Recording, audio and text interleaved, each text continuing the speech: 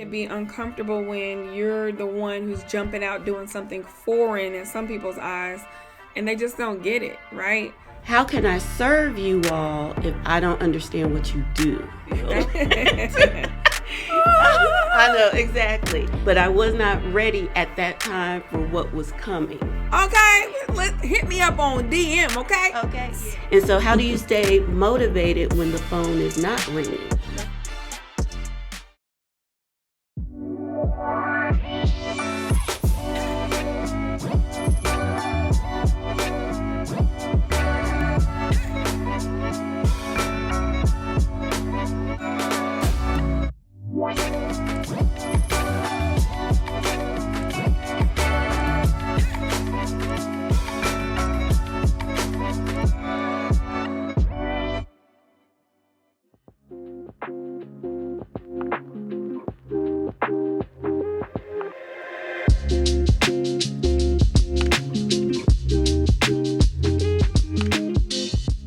Hey guys, welcome back to Accountability on Demand Podcast.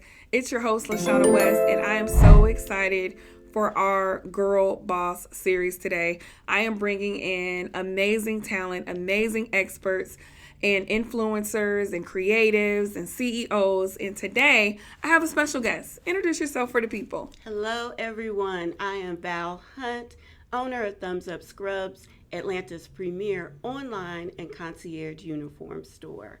When you are ready to upgrade the aesthetic of your brand, please reach out to us. You can reach us at Thumbs Up Scrubs on IG. Send a DM. We're ready to help you. Ooh, I love it. Sis got her pitch together, baby. Okay, hit me up on DM, okay? Okay, yes, exactly. I love it. I try to make it as convenient as possible. Yeah. Some people don't like DMs. It just makes it easy. Most definitely. So tell me, Val, what made you get into your arena? Okay, for many years, I was miserable at my job. I had wanted to start a business for years, but didn't know what. Mm-hmm. And for years, and so I come from a background where my brother is a physician. Okay. My mother was an x-ray tech. I have cousins who are nurses, occupational therapists in the family. Even in college, I had a roommate who was a nursing major. Gotcha. So I grew up around healthcare, also an uncle who was a veterinarian, that sort of thing. So, scrubs. One day, I was scrolling on Instagram because I only got the Instagram account because a lot of people do business through Instagram. Yeah. So I was scrolling through there and an opportunity came about to sell scrubs. And so I thought about it and I said, hey, it's recession proof. Yes. So I invested. As some may say, I bought a business in a box. But I was not ready at that time for what was coming. Okay, which was? I didn't know how to market. I didn't understand marketing. I didn't know the other investment that had to be put into a business. Yes. As far as marketing, PR, things like that. So, yeah, it was a surprise. I made sales here or there because there was no training really available. Right. They just made it seem like, oh, it'll just be easy. And it was far from that. So what happened? So one day, God sent an angel named Candace Holyfield. I know, exactly. Seriously, I was on Instagram. Now, because my background is librarianship, I do research a lot. Yeah. And so I was looking under hashtags, doing posts, and I already thought, well, the spa industry, they wear scrubs. Yes. And so I saw the hashtag for Spa Boss Tribe. Okay. So I started following Candace, and somehow she became aware of me, and she sent me a DM and asked had I purchased a ticket to the expo. Gotcha. Wait, so that was the one that just passed? No, it was the one before. Okay, gotcha. Yeah, the one before. And so I didn't know who she was. So I just kind of studied her for a minute. I didn't respond at that time. You dated her. Right. But not long. It didn't take me long at all. And I remember it like yesterday. She did a live with Zambella. Okay. Who is amazing. And so Zambella was having an event coming up in like a few weeks here in Metro Atlanta. And so I said, okay, let me purchase the ticket to the expo. So I sent Candace a DM. I said, I purchased a ticket, but I'm not your traditional client. I'm indirectly in spa. Yeah. But how can I serve you all if I don't understand what you do? That was really, really key, and I'll tell you why. Many times we automatically want to show up and share what we do, but keyword, guys, she said, how can I serve you all? Yes. And I think that literally was a catalyst to you walking through the door, because I'll be brutally honest with you, for those that know Candace, she don't work with everybody. Exactly. Okay? No, she does not. No, she does not. Quick story. I'm in the mental health field, and I'm a business therapist and mindset coach, and I wanted to work with Candace a couple years ago, and she was like, you not in spa. But the longer you go without a coach, the more money you're going to lose. Yes. And I was like, you know what? She's right. So I found me a coach, and coincidentally, we ended up in the same coaching program a couple years later. Full circle, now we literally are like business besties, and we do all kinds of projects together. So this is the things. Proximity is important. Yes. Who you're around, the environment you are around, the company you keep. And so fast forward, tell us what happened, Val. Okay. So I also, at that point when I DM'd her, she responded and she said, you're smart. Most people wouldn't have thought about spa. Mm-hmm. So yep. I was going to the expo. It was virtual. I bought a virtual ticket. Okay. And then I also purchased a ticket to Zambella's event. I DM'd her, introduced myself, and told her I was coming to my event. She responded. She was like, great. So I started looking under the hashtag, and I saw different people that were a part of the Spa Box tribe. Gotcha. So I started following them and interacting with them. Mm-hmm. So by the time Zambella's event rolled around, when I walked in the door, one of the first people I met was Karma, who is now the president of the Spa Box tribe. And we just had a lot in common. She's from Ohio. I'm from Ohio. So that just really broke the ice between us. Yeah. And then when I walked in the door, a couple of people said, your Thumbs Up Scrubs. They recognized me and recognized my brand. Nice. How did that feel? It was amazing. I felt like I'm supposed to be here. Mm-hmm. So I just introduced myself, met different people, listened to the speakers because I was hungry. Yeah. I had invested over $20,000 in that business in a box. Okay. And so I needed to make some money. I needed to make this work. Right. And so I was there for the knowledge. Mm-hmm. But as a result, Candace was there. I introduced myself. She said, I remember you. Mm-hmm. You know, you bought something from me recently. I said, yeah, I bought the ticket. Yeah. And it was interesting. Everyone was asking, well, do you have scrubs with you now? Well, I didn't, because I didn't know, I didn't think about it. Listen, y'all, I always tell my clients, have your stuff in the car, baby. Yes. Oh, I do now. I know now. So hold up. You got scrubs in the car right now? Because I need a scrub outfit, okay? I ain't trying to put you on the spot. But yeah, it's almost like... Actually, I do have some in the car. It's almost like, and this is what I learned about Atlanta. You got to have your stuff because you never know what superstar, what famous person you're going to see. And you could gift it to them. Like, for example, I don't know if you guys know the Hood Healer. Mm-mm. My daughter seen her at Tassili's yesterday. Before that, she seen Londrell. I've been at Lennox, and I done seen everybody from Jermaine Dupri to the Housewives to whoever. Exactly. And no, we're not being groupies, but it's getting what you do in the hands of someone who has your audience. Exactly. Being in position to receive. Most definitely. So, go ahead. That's interesting because I kind of have a story about that. Yeah. I was at Kaiser filling a prescription, and a gentleman was there looking for compression socks. Okay. They didn't have any. And so I pulled him to the side and I said, well, I sell compression socks. And so I took him to the trunk of my car and I was able to. Sis is slanging socks out the back of her trunk. Okay. Exactly. Now, what did you do to further that relationship just in case he needs more? I did give him my information as far as I asked him, was he on social media? Yep. I gave him the website because Some of the socks are on the website as well. And I just introduced myself, explained what I did. I love that. So tell us, Val, fast forward now, you're full-time in your business. Yes. Number one scrub provider in the world, okay? We claiming it. That's right. What else do you do that is encompassing with your business? Because you're not just a scrub provider. Like, you do so much more. Yes, I recently wrote an ebook because a lot of people reached out to me about how do you get brand awareness? You're everywhere. Because I do a lot of pop-up shops. I do a lot of trade shows. You know, I'm out there. Yeah. And so I wrote an ebook to assist people with that. Good. And so that's available on my website as well. Okay. I also will start taking coaching calls very soon. Nice. Because a lot of people have seen me with Candace and they need help with their scrubs business. Okay. And Candace said, I'm not doing anymore. It was a lot.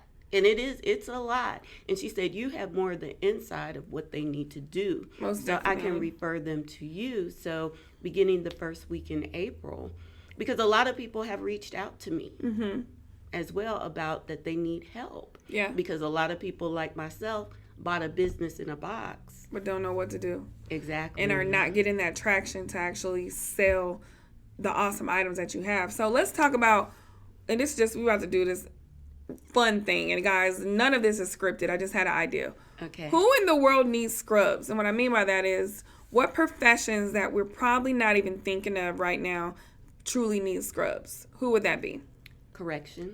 Corrections, I agree. Janitorial. Daycares. Oh, very much so. Daycares.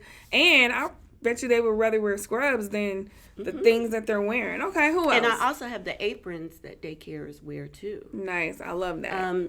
Schools, as far as even high schools that have trade programs and things like that. Yep. Then on the university level, and then you also have your 2-year colleges as well. And actually, I have a couple of 2-year colleges that I provide scrubs for now. Nice. Anyone else? I mean, of course, you have the dental, the health field. You can just break that down. That's all kind of departments because it's nursing homes. It's, you know, just offices, the hospital, and this is worldwide. Yeah, for sure. There's a need for spa professionals, of course. Yes, spa professionals. Candace was here today doing, you know, massage stuff, esthetician stuff, whatever. And the scrubs that she wears for her business came from scrubs. Thumbs Up Scrubs. Got it. And what I love about them wearing scrubs is it's more professionalized. Definitely. And that's why I said, let me help you upgrade the aesthetic of your brand. You only get one chance to get that first impression. And what is that impression when people walk in? Do they know who works there versus who doesn't work there? And it gives a seamless, just upgraded experience. Yep. And there's so many types of scrubs. You know, a lot of people say, well, I could just go to Walmart. Well, yes, you could. But do you want to make millions a year? Do you want to upgrade your brand? That's a really good point. Because I have stylish scrubs. I have some that have heathered fabrics. Joggers, your cargo pants. A lot of these companies, they invest big money to develop the fabrics.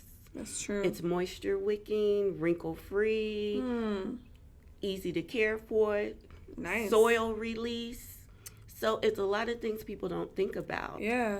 I also have sold scrubs to people that do yard work. So they're doing yard work in their scrubs. I like it. Because it's moisture wicking. Yeah. They're cool. The fabric breathes. They're comfortable. Soil release, so they're easy washable. Yeah. And you think about the long term as far as someone who owns a business. It helps your staff get prepared for the day. Most definitely. That's good. It takes a burden off their plate to figure out, well, what am I going to wear today? I love that.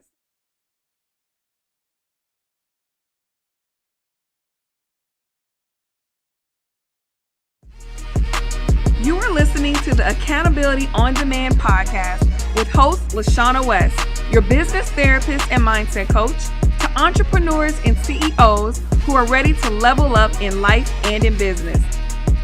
shifting your mindset is mandatory. It's time to get out of your own way. So let's plug in and let's learn and earn.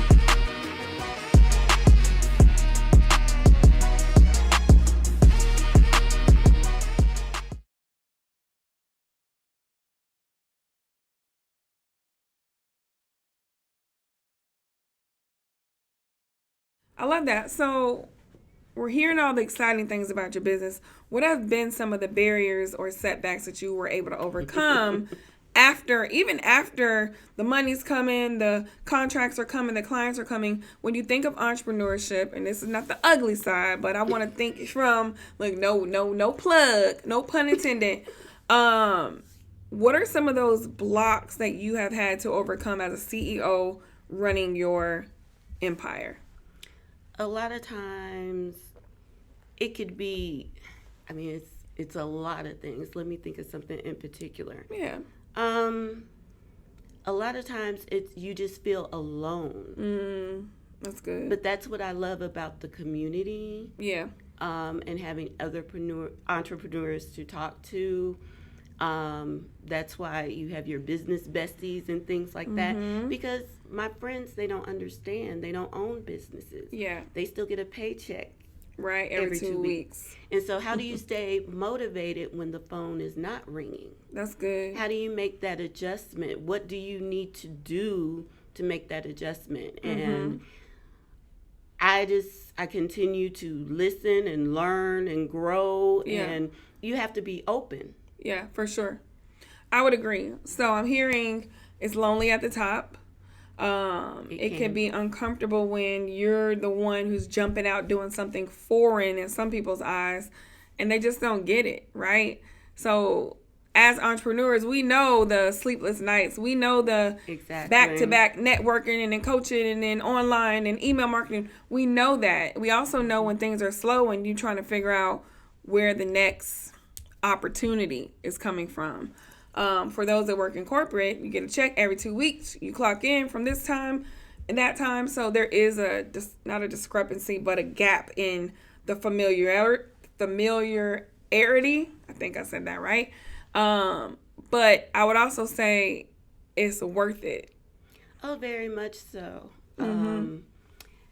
Recently, I said something and everyone loved it. I said, I would not trade my worst day in business for my best day as an employee. I agree with that. For sure. Even the roughest day, it's still mine. It's a vision that I'm building, and when I see the results, when I see the transformation of staff, or I meet new people that want to collaborate with. Yep. Having a business, I've been able to get in rooms that I haven't been able to get into if I didn't have a business. True. Or it has just totally expanded my world and my vision, and my life has changed. And I'm happy. I love it. I love that for you.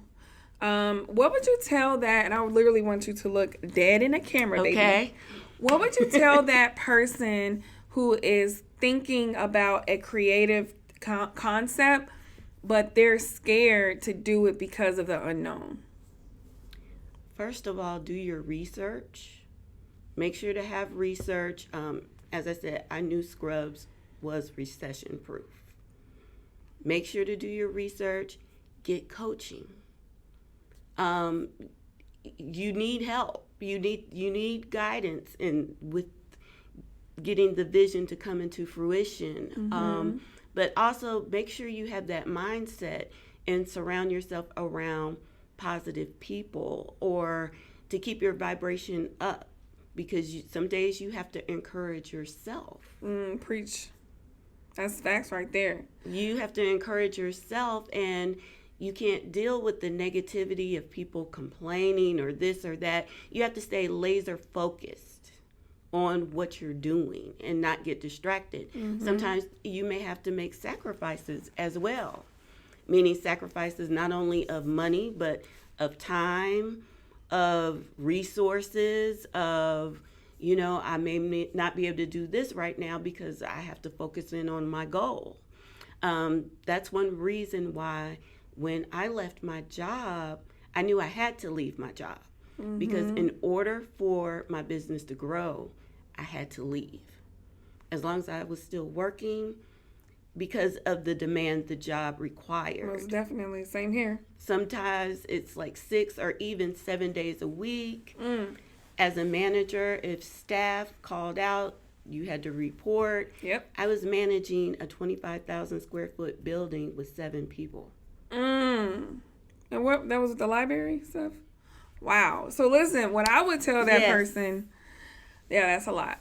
What I would tell that person is that you don't know what's on the other side until you actually take the step. That's true. And no matter what the outcome is, you're still going to win because you've made movement and progress in your idea, right? And one thing I want to share is many times we get frustrated when we see someone else do the thing that we thought of, but they took immediate action, and don't let that be you, right? So listen, as we wrap up, Val, I want to ask you, where can everyone find you at if they want to get tapped in to the scrubs, to the coaching that's coming up, or anything else you have on the horizon? Okay. I have a website, thumbsupscrubs.com, but not my full catalog is on the website. Please send me a DM at thumbsupscrubs, and I respond to my DMs. Email info@thumbsupscrubs.com. And that's pretty much it. Perfect. So guys, thank you so much for tuning in to Accountability on Demand Podcast. Make sure to like and subscribe and comment below. Let us know what resonated the most. If you want to be a guest, you can email us at popupandcreate.com. We're literally here at the Pop Up and Create space, and you can host your own podcast here as well. Thank you so much for tuning in. Thank you, Val, for being a guest. Thank you for having me. This has been amazing. Awesome. And we'll see you next time. Okay. Bye.